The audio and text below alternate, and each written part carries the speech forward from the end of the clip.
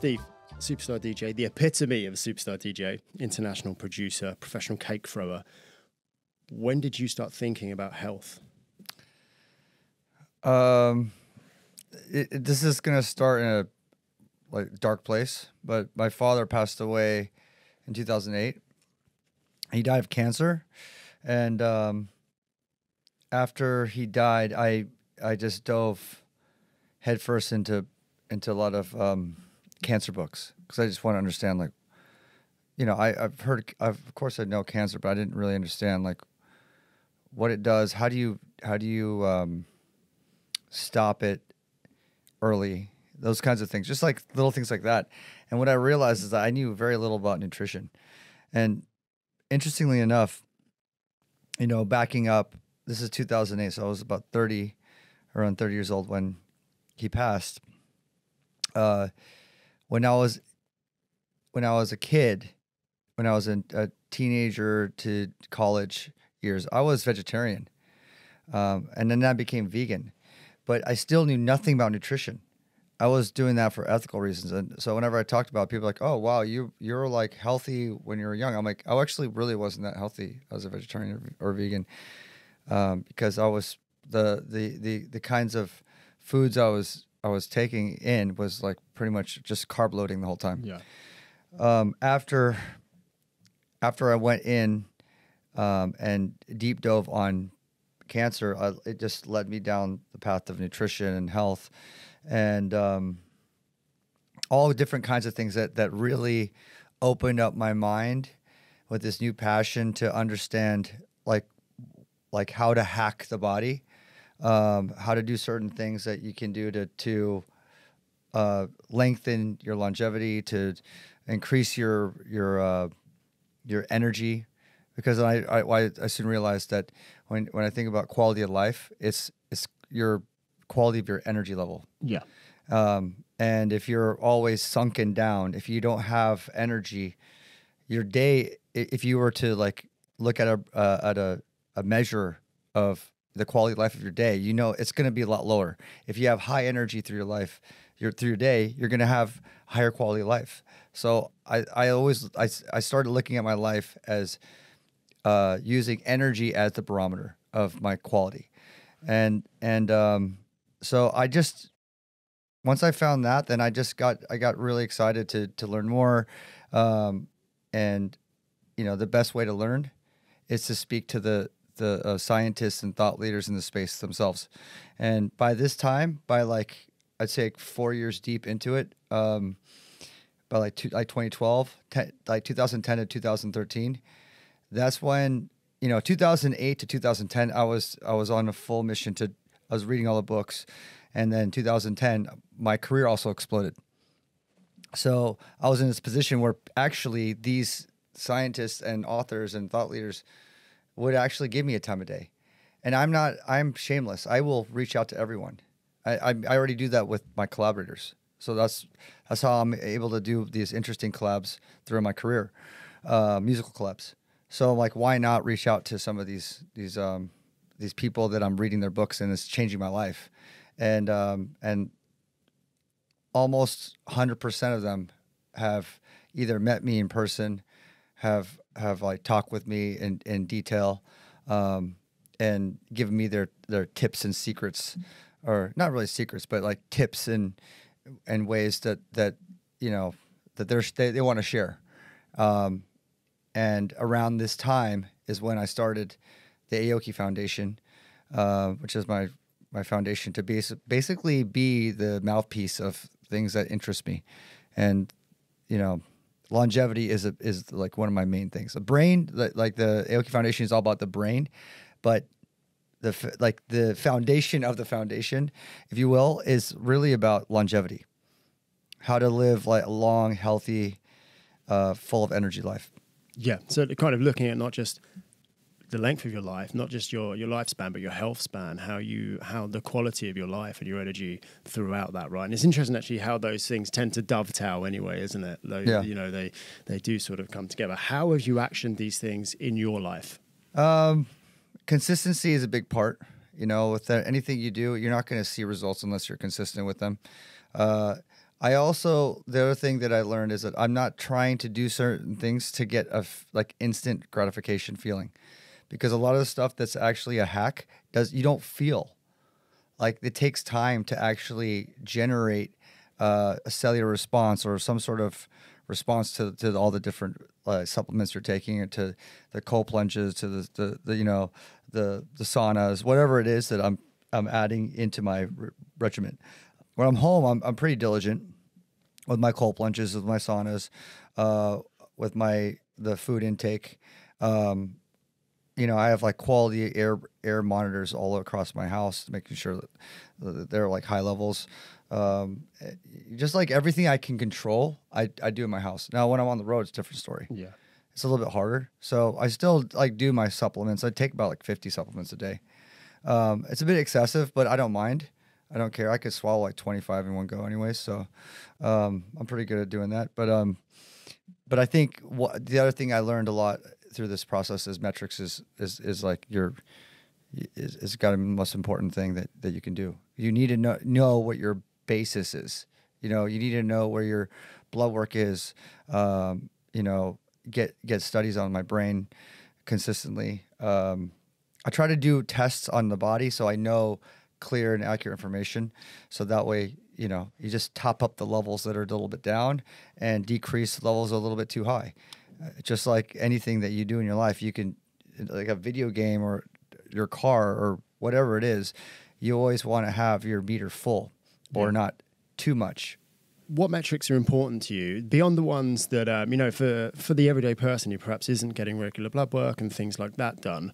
What metrics do you look out for, perhaps just in your everyday experience, that you know when you're kind of on the right track? So yeah, blood work is a go-to. I think that's a very basic thing that I think everyone should be doing. But the one thing I don't think people talk about is brain waves. So I do something called neurofeedback, and neurofeedback's interesting because you put on this brain cap, and it's detecting all the brain frequencies across your whole brain. And you can get a lot of information about areas of the brain that you know, result in anxiety, result in depression, result in ADHD.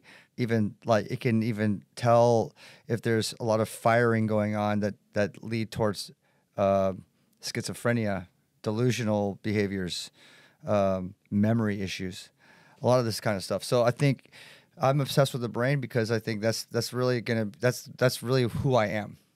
Everything else is the puppet to this, you know. So this is everything, you know. So I need to get that baseline. I need to understand where my brain sits, and what I found in my neurofeedback. And I really highly suggest everyone do this. I highly suggest doing it with people that you end up dating.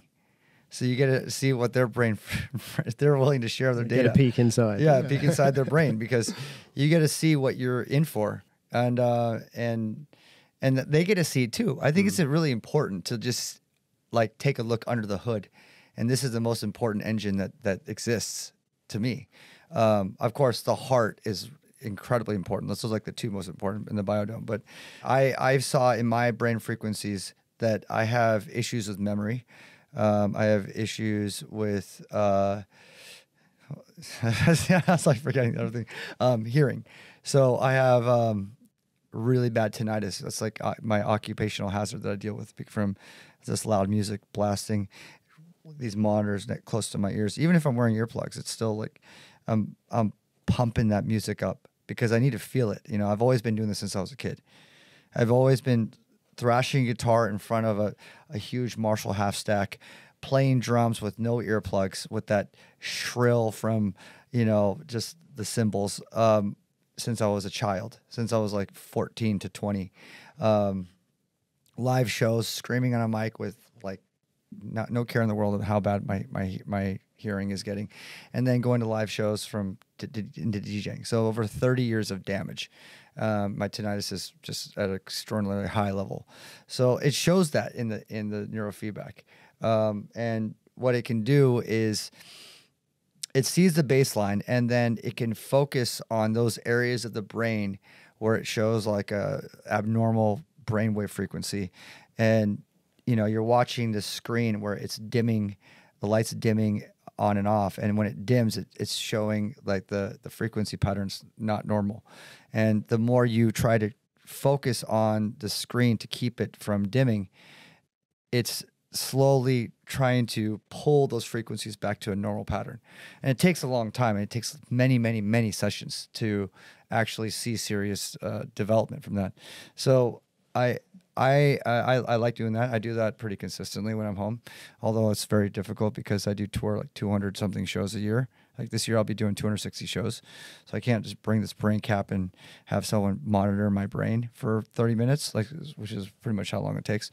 But that's an interesting thing to talk about. I never really shared that out there with the world. And I think it's something that people should, check into. I'm not every time I bring it up, it's always this new kind of, I can see a light bulb pop up over someone's head, like they never heard about it, or they definitely never tried it. If you're enjoying this content, you can watch or listen ad-free on the Men's Health app by joining the Men's Health Squad today. Head over to hearstmagazines.co.uk/mh-mag. Once you're in the squad, you'll also have access to tons of exclusive content, including interviews, ad-free videos, and our world-class training platform, which features dozens of training plans to suit every level and any goal.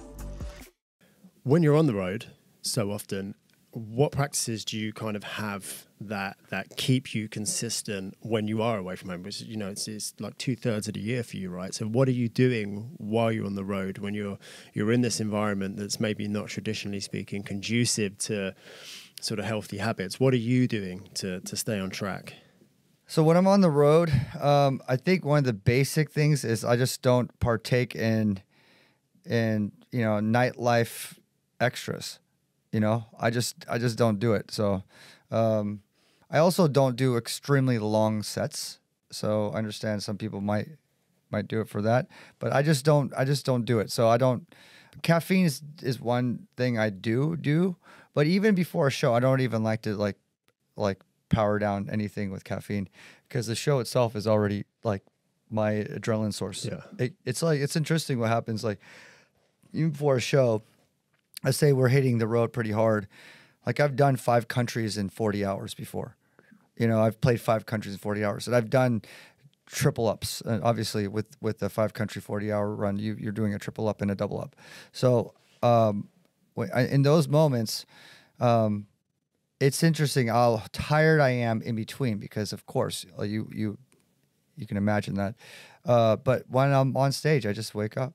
It's fascinating how the brain can respond to turning on when it needs to. Yeah.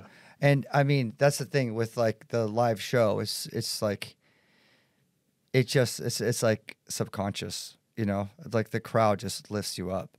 So I think one of the most important things is, it's like very boring, but just staying disciplined in the business of a long game, and also sleeping whenever possible. Like everything else, I think it's an extra, like all the other things you could do, like getting a cold plunge when you get back to the hotel, all these extra things that you can do to like boost your hack. Those are hacks. Those are like little edges that you can add. And those are honestly, for me, that's just, I don't look at it like it's like a little step. I just do it because I enjoy it. I think the most important 2 fundamentals is sleep. Try to get uninterrupted sleep time where your REM and deep is high, and metrics on that is important. So that's why I wear a Whoop band. You can wear the Aura ring or a Whoop band to see your metrics, which I think are the best 2 indicators of getting sleep data. So I always check that pretty rigorously to make sure that my REM and deep is up. And obviously, like on jet lag days, they're going to be low, and that's okay. And I don't get too sunken into it either, where I'm like, the numbers are so shit that like you just like then like start thinking that way. Because a lot of my friends do that. They're like, I don't wear anymore, man. I get like my sleep data is so health horrible. Anxiety, and then you start like because it's like there is truth in the power of the power of manifestation. That what you say out loud to yourself ends up your mind goes there. Yeah. So, if you start seeing this data and like getting really bogged down by that, maybe it's just different for different people. Some people, maybe it's not good for them, but for me, I need to get that data every day. And if it's bad, actually, I want to see that so I can try different measures on how to get better quality sleep. So sleep and discipline. And also, I mean, I think the discipline side of things is really on treating I treat myself like an athlete in a competition, but I'm in a perpetual competition. Like it never ends. Cause I do like 200 plus shows a year and I haven't stopped since 2007, except for COVID. So COVID was only 1 year in America. So, like every single year I've done over 200 shows. And then this year I'll probably break about 250, 260. Cause we did a lot of shows in the winter. A lot more than usual, which is usually when I have a lot more time off. So what are you doing physically to stay prepared and obviously build towards longevity and quality of life? But what are you doing on a day-to-day in terms of physical practices? Obviously, so my shows is already a workout. Yeah, right. It's a cardio workout, and I've seen the burn. Like I've done, like some shows I've like broken 1,500 calories. When it's like I'm doing a lot of running. Because the stage is so big. I've definitely broke 3,000 in 2 shows. On average it's about 600, I would say, for club shows. But generally it's a good cardio burn there. And then you need, strength bearing workouts as well. So whenever possible, gyms are everywhere. So we just pop into a gym and do a quick strength training kind of workout. I'm lucky. I get to do what a lot of people wish they can do, is travel the world and see the sights and have the right people in the right places to show you around, So I really take advantage of that as much as possible. And that's already pretty physical because I am an adrenaline junkie. So especially when we're doing the summer tours and we're on the coasts, we're on a boat and finding cliffs to jump off of, and I'm rock climbing and jumping off of different cliffs and doing all different kinds of water activities, and free diving has been like something that I picked up last couple of years. And, that's another really interesting passion for me. That's fun and kind of scary. But I like that challenge. And I know it's not popular here in Europe, but in America, like whenever possible, I'm like picking up pickleball and table tennis. I know here it's more paddle, and maybe in England it's like not. They don't even really have anything. We've got it's verging here, like paddles, like making an entry. What do we do? We fish. Yeah, we fish and go for a run when the weather's nice. Fish? Yeah. You fish in London? Yeah. Or in the Thames River? In the Thames, yeah. Is it pretty, you can't eat that fish, though, right? I wouldn't want to. That wouldn't be great for your longevity. Yeah. Well, that could turn out. That could be like one of the biggest biohacks of all. Like fish from the Thames, right? You never know, because they lived in some that is a stressful environment. Imagine how adapted they are. Yeah. So here's an interesting a lesson I learned, or like a thing I learned. The best fruits and vegetables to eat. You know what they are? Whatever's local, presumably. The best fruits and vegetables to eat are the ones that are malnourished, or they get too much sun, or they get not enough sun. Those are the best fruits and vegetables to eat because they're fighting to survive. So the nutrients in those fruits and vegetables are plentiful. They're bountiful. And the ones that get the most amount of sun, the ones that look the most beautiful, have the least amount of nutrients. There's a metaphor in there for people, I think. It's like, and the metaphor runs through across every living organism, is if you're fighting to survive and fighting to live, and if you're always fighting for that, you're more powerful and you have longer longevity. That's a simple basis of the hack, is whatever you intake in your body and you're feeding your organs, or whatever you're feeding your body, the stuff that's just needed to fight to survive. If you feed it too much, it gets lazy. If you feed it like far too little, then it ends up starving. But if you feed it just enough, right where it's like I'm fighting to live, You know, it's just like working out. Yeah. You know, it's like you have to like rip that muscle apart. If you're not ripping it, you're not going to grow it. Yeah. So it's like it was an interesting note that someone shared with me, and it makes sense. Yeah, you have to push to see expansion, Yeah. right? Yeah. So it sounds to me like you're kind of I think a lot of us put the cart before the horse, but you're living the life that you want to live in order to prepare you for that life. Well, if you talk about your free diving, you're diving off cliffs, and obviously you're training, you're strength training, but you're doing the things. You're doing the things that give you life. It's not just, I think a lot of people go to the gym, they train and they look after their health kind of for longevity, sure, but it's almost like they're doing that at the expense of living sometimes, at the expense of going out and doing the things. Whereas your philosophy sounds very much like live how you want to live, and you'll be able to keep living in that way in terms of your physical pursuits. I think you can do both. You know, you can train hard and still live. And I mean, like same time with food, like I know that the stuff I'm eating is not fighting to survive. It's gluttonous and I enjoy it. So I definitely go in, you know, like I'm a foodie. So I'm like in between like being a foodie and being, and like going, okay, here's my 60 supplements I'm taking a day. Like, you know, it's like my friend, Brian Johnson, he's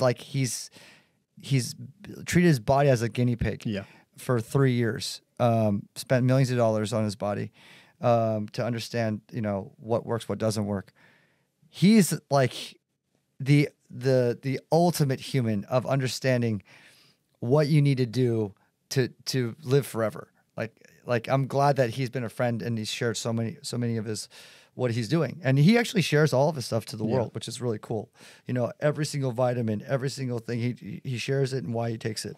And I remember like when he just came out with this new product, it's like this powder, like because I went to his house and I tried all his food he did. I pretty much did his whole daily regimen, except I looked at his gym, but we didn't do the workout. And he's like, I'm like, you got to make a powder for people. You know, he finally did that. I definitely wasn't the reason why he did that, but like he was already doing that. But I was just like, it doesn't like, no one's gonna take 100 vitamins, but people want to do that. You know, it's also costs a lot of money. It's accessibility, isn't it? Yeah. Yeah, you got to make these things accessible. And I remember he was like, yeah, you could just take this powder with you and you don't have to eat anything. I'm like, I can't do that. Yeah. Like when I'm on the road, I want to eat, you know, I want to enjoy stuff. Like I want to eat like the restaurants everyone's talking about. Do you think not just your profile, but who you are and what you do, you know, you're a superstar DJ, producer, you're not a scientist, you're not a wellness guru. Do you think this means you're able to reach a different audience with your message of sort of health and longevity? And is that important to you? Yeah, I think so. I think it definitely has a reach for sure. I think I'm just sharing a message that's worked for me to other people that are also very similar. Like I know a lot of artists and DJs and people that travel like what I do. They're the people that have been in a long game. They've already done the basics. Yeah, they don't do heavy drugs. They don't do certain things that they know is like going to stunt them for the long run. And even if they do, there's like no judgments at all. You know, like some people, some human bodies can sustain a lot more, you know, like it's like, it's been said many times, like my grandma was smoking 2 packs a day and drinking whiskey till she was 104. There's people that can do that, you know? And there's nothing, you know, so everyone's different. I know for me, it doesn't work. It just doesn't work. Yeah. So, I think in that regard, there's a lot of other DJs and a lot of other artists that we share the same kind of understanding of like, we care about our long careers and we want to make them sustainable for our mental health and for our bodies, for like body health and mental health. And you need to have a discipline there, you know? I think in the beginning, it's easy to fall into like the lifestyle, and it's like, I definitely did when I first got into DJ. I was drinking like as part of my shtick, you know, like I'd just be downing Grey Goose while I'm DJing and like going crazy. And it was like, oh, this guy's crazy. You want that. I want people to like. The whole point of my show is for people to lose their minds. If people are losing their minds, ripping their shirts off, screaming, yelling, that's the goal. This is not meant to be like you know, a chill environment. It's not a spectator sport, right? Yeah. We're here to like go balls out and go crazy. Like that's like the point. So, luckily I could do it with nothing, because music already in itself is the catalyst. It's so powerful. And I like to share that too, is that when you really, really focus and hone in on the moment and the musical experience, you will lose your mind. Yeah. It is far greater experience, and it's something you can actually remember. Yeah. I think that's such a universal, it's such a transcendent experience as well, isn't it? And I think it's a rare, not pursuit, but like enjoyment, where it does require your full attention. And as you say, in that you lose yourself. Yeah. And there's something so liberating about that for people, isn't there? It does something for people. As you mentioned already, like you don't even have to caffeinate before you go on stage. And obviously you've got a lot going on on stage. Talk to me about the Aoki Games and Gala. Oh, yeah. So it's brains and brawn. That's how I like to put it. So the games is kind of, you know, obviously it's inspired by the Olympics. So we have all these different kinds of activities that we're doing, and they mix in brains and brawn. Mix in this kind of like Ninja Warrior-esque vibe where you're doing like some sort of obstacle course, and then you have to, you know, play a game of chess, like, you know, speed round. If like some years we don't do that, some years we do, because not everyone knows, like, you know, chess. But I like to mix in two different areas to make it fun and make it physically active and mentally active. And and it's just a lot of fun. It just makes raising money for the brain in a way that everyone's actively part of it. It's not like, I mean, of course you could stand around and just watch too, but actually 90% of the people are doing the games.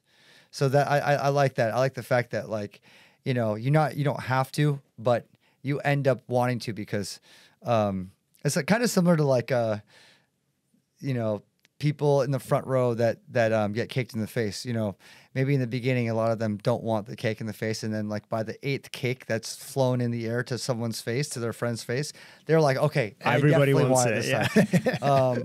So it's a lot of fun. There's like we do a cake zone too, where you could cake me for money. And we raised like 50 grand doing that. $50,000 for people just caking me. Yeah. So I was like, this is all for the brain, you know? So we had a successful one a few years back, and we're doing something really soon. The last time we did something, we had something called a Neon Future Science Dinner, and we had David Sinclair, who's just a leader in longevity, probably one of the biggest leaders in longevity, and Peter Diamandis, who's also like an incredible spokesperson for longevity.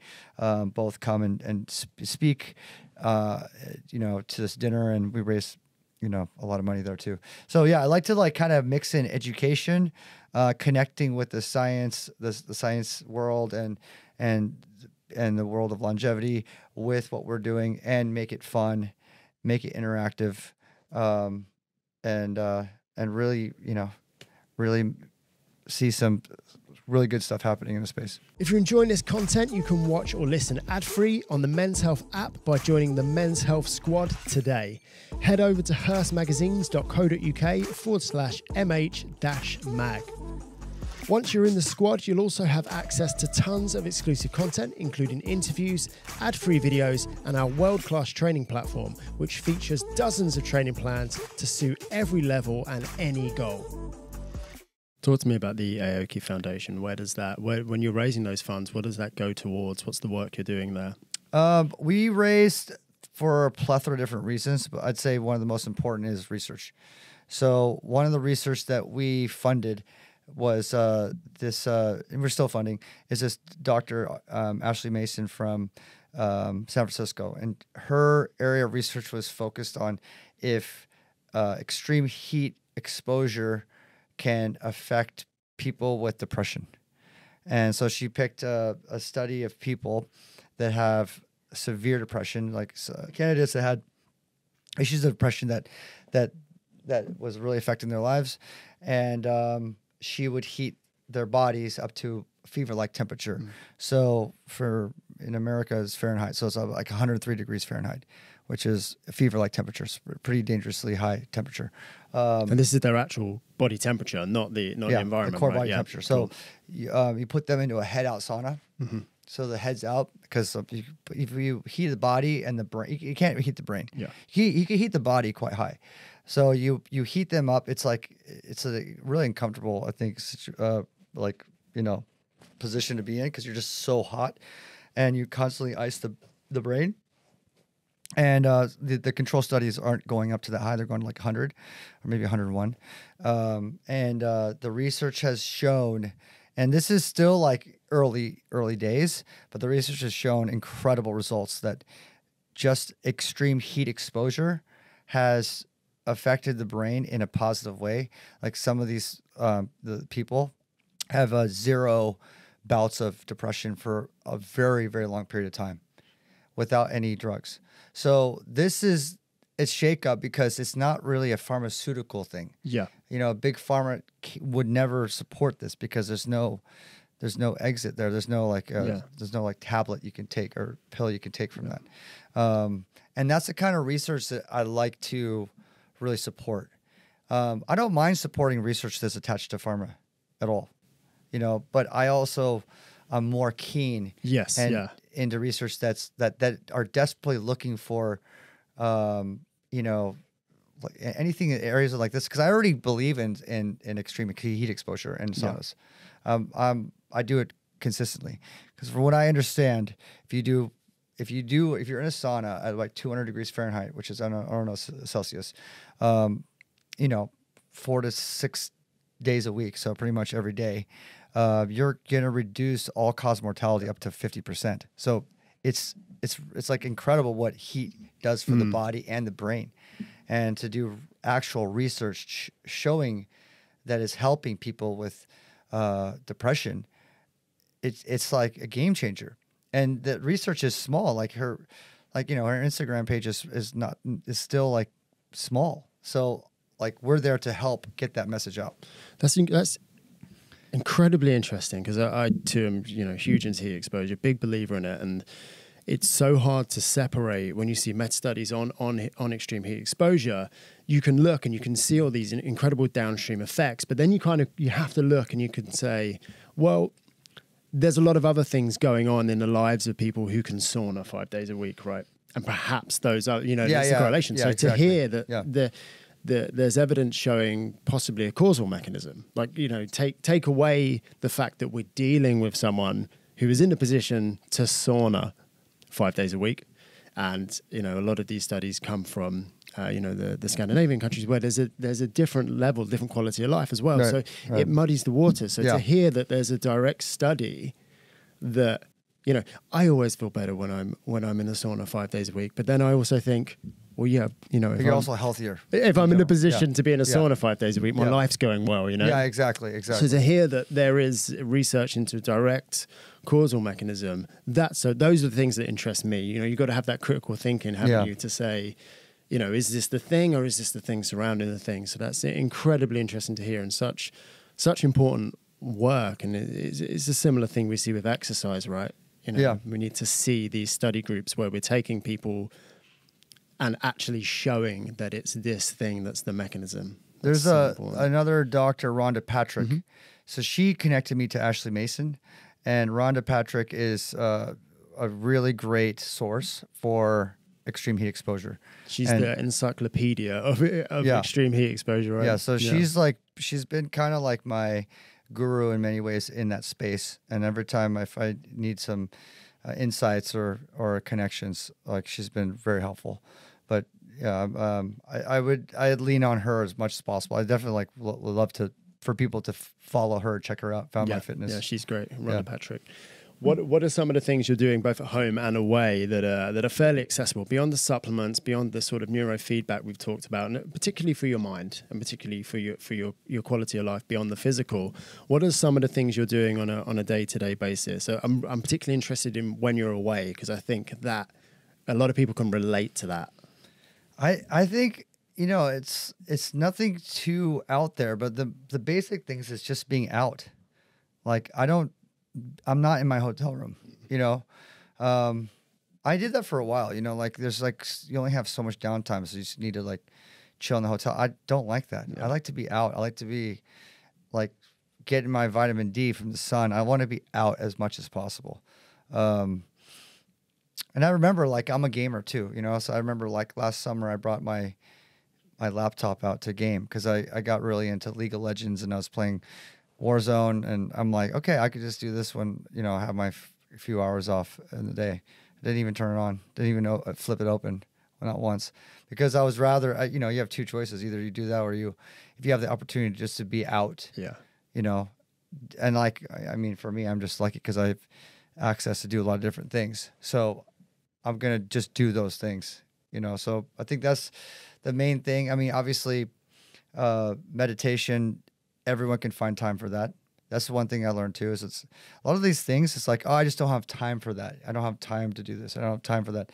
Once you start doing it, you realize you do have time. Yeah. You can make time, and meditation can be a 5-minute thing. It doesn't have to be this 1 hour stretch. What's your practice? TM is what I learned during. I had vocal cord surgery in 2015, and I had like a month where I couldn't talk. So before I was preparing myself to this moment of not talking, because like imagine not talking for a day, but then imagine not talking for a month. It's a long time. So I freaked me out. I actually had to get a life coach or like some therapist to sit me down for a couple of days and like talk me through what I'm going to be experiencing, and so I'm not stuck in my head. Yeah. It's not like I talk a lot, but like the ability to just talk allows you this feeling to release. Yeah. And I can't do that. So I got really freaked out. And one of the things that she shared to me was just fill your days up with things that are busy. So you're not sitting around doing nothing. And I already do that anyways. I'm very busy as it is. Like as an individual, I'm already very busy. But this time what I did was I just went into like my own schooling. So I just created a whole plan of like, what are the areas that I need to sharpen my blade in? What are the areas that I really want to learn that I haven't? This is a prime opportunity because I'm going to be quiet. I have to really listen and I have to engage. So this is a perfect time for me to go back to school. Yeah. And so I just called like different expertises that like, you know, for production, I was trying to learn certain sound design. So I was focusing on that. I really wanted to hone in on my meditation because I do it here and there before 2015, but I really wanted to like just sink into it. So I brought in a TM coach, and she sat with me 2 hours every day, sometimes 3, and we meditated for the whole time. So I really got in that pattern.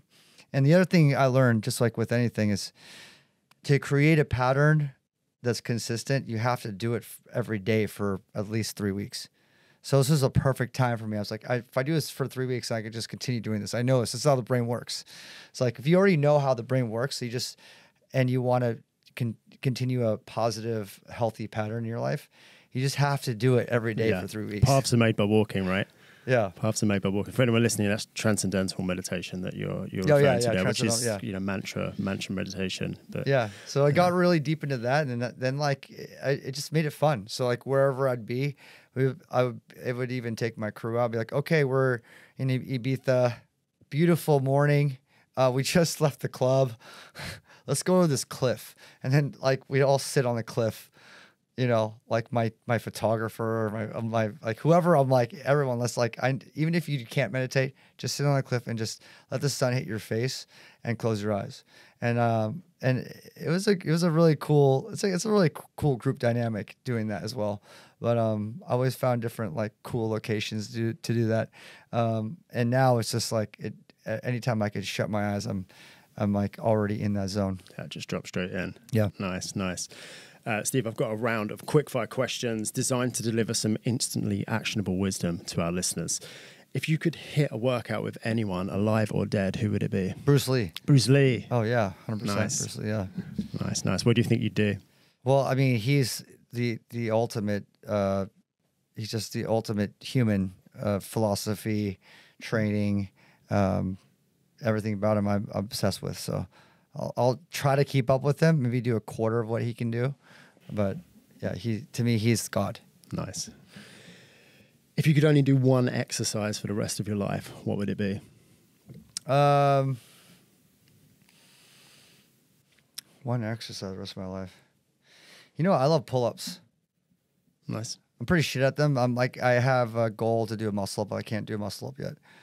That's my goal. But I love a pull up. If I see a pull up bar in like on the stage and like, you know, because it's these festivals are all trusses, I'm always doing pull ups before I go on stage. It's just something. It's like also you don't get your hair dirty when like when I do push up, my hair is like grabbing the floor. If I do a sit up, I'm like my back's on the floor. Squats are easy because you're like already on your feet, so you can do that. But a pull up, you're getting your all upper body, you're getting your back, you're getting your core. And yeah, I love pull-ups. I think I call pull-ups and muscle-ups like diagnostic tools. Like they're something, no matter what, even if I'm trying to get as strong as possible, always keep them in because it's something you never want to lose the ability to do, right? Yeah, and also like the algorithm of my social media is literally muscle-ups. Yeah. I swear, I don't know, they just figured it out. I just like, now all I watch is how to do muscle-up videos from 20,000 different, you know, swole dudes that can do them really nice and easy. How long are you here for? I could get you a muscle up I could get you a muscle up in an hour. It's like my speciality teaching muscle up. I mean, we have something. I probably have 10 minutes. Do you do the thing where you put your knees up and then you push the knees down in the air and then it like helps you go up? It can help, or you can learn to use your hips to shoot through a little bit. I try the hips thing. I'm like, you just got to master it. You're like this. You just got to master that. But if I give you one trick, is start at the top. Do something to get over the bar. Use a box, whatever it is. Start at the top of the muscle up. Yeah. Because you're stronger in the eccentric. You're stronger on the way down. So you start at the top and then come down. Come down and then slowly down and up and build that strength from top to bottom. Oh, interesting. And that will translate. Because you can keep throwing yourself at the bar, trying to get over and over and get nowhere. But if you do it in reverse, you'll be able to do it most likely. So build the strength from top to bottom. And then every now and again test. And if you do that, that'll help you build the strength. You're always stronger on the way down. No one ever told me that one. Because I've done the box to jump into the muscle up, and I can do it once I have the jump momentum to go from here to here. Yeah, and then control it. See, that's where everyone goes wrong. They get that first muscle up. Even once they've got it, they get to the top, and everyone in the gym claps, and you're like, and they jump down. And you're like, that's half the rep. Yeah. Bring it back down, and you build that strength. You think you come here, slowly back down, under control. That's where you build the strength. Start from the top. It's impressive when you see someone do multiple. Yeah. Because like one's already hard enough, and then they're just like going back into a second and third. I'm like, that's cool skills. Cool that's skills definitely a goal. That's actually a big workout goal of mine. Yeah. It's probably my number one. Yeah, just because I love pull-ups. Well, start from the top. Yeah. Okay. Favorite meal? Favorite meal, Japanese, for sure Japanese food. Yakitori. Nice. Yakitori, like it's got to be done correctly, and like a bin shanten charcoal, and that's important because you get that smokiness on the chicken, and by a Japanese chef that does it correctly. Yeah, so if you're going to do it right. Yeah. Yeah. You can hop in a portal. You can travel back to the 90s. You can meet a young Steve. But the portal's going to close in 60 seconds' time. What do you tell him? Oh, God. So in the 90s, so he's 1990 what? Whenever you were 16. When I was 16. So 16-year-old Steve was... he was very scared, very shy. Definitely had no idea what his future was in store for him. Never thought he could do anything on a stage in front of people. Was horrible at sports. Was an average test taker. So, just not good at grades. God, what would I tell him? I would tell him, just do what you're doing, because you're going to, like, whatever you're doing, you're going to do it. You're going to be really successful later on. Don't give yourself a hard time. Don't give yourself a hard time. And just, I think the thing about what I would tell him is keep trying many different things, because that's what he did. And then, and if something fails, it's absolutely okay, because you don't even know what's in store. Because I thought that being in a band was what was going to take me, it was going to make my life change, and it didn't. I was still broke, touring all over the place, and I had to hang it up to try something else. So. Easy come, easy go, right? I always think that's, whenever I ask someone that question, I always think that's a sign of someone being in a very fulfilled and contented place in their life when they say, I just tell them to do what they did. Yeah. Because I'm Yeah. here now, right? I'm here now. Dude, this has been an absolute pleasure.